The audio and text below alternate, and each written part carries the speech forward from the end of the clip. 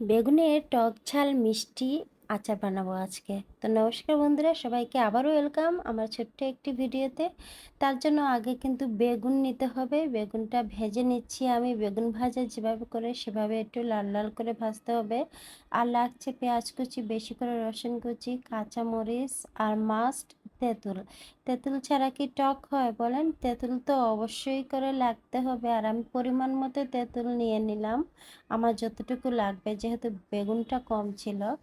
আর একসাথে সব মশলা দিয়ে কষিয়ে, যেভাবে আচারের মশলা দিয়ে কষাতে হয়, ফোড়নে কিন্তু 5 ফোড়নে দিতে হয়। তারপর সব কিছু দিয়ে স্বাদ মতো চিনি দিব।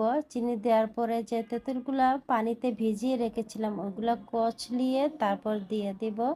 আর লাস্টে নামানোর কিছুক্ষণ আগে এই বেগুন ভাজাটা দিয়ে ঘন হওয়ার আগ পর্যন্ত নাড়তে থাকবো। আর ঘন হয়ে আসলে স্বাদ টেস্ট করে তারপর এটা নামিয়ে নেব। আর নামিয়ে নেওয়ার পরেই এরকম কিন্তু হয়ে যাবে টক মিষ্টি ঝাল স্বাদের বেগুনের আচারটা। আমার কিন্তু সেই লাগে। আমি কয়েক বছর আগে বানিয়েছিলাম, হঠাৎ করে আজকে মনে হলো আজকেও